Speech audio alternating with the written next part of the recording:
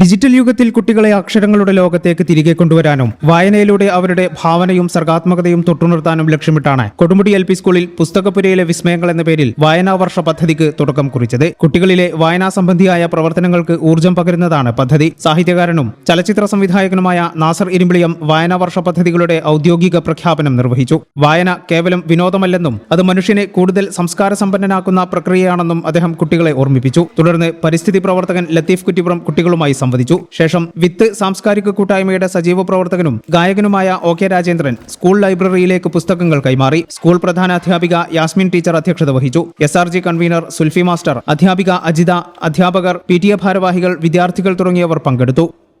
ഈ channel news, Valanchery.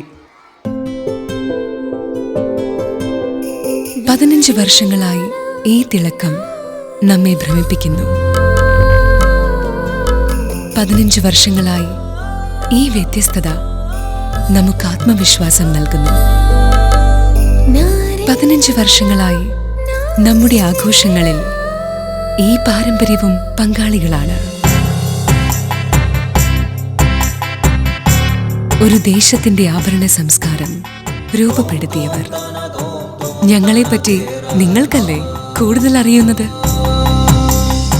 പരിശുദ്ധിയുടെ സുവർണ പാരമ്പര്യം. Hayath Golden Diamonds, Valanchery.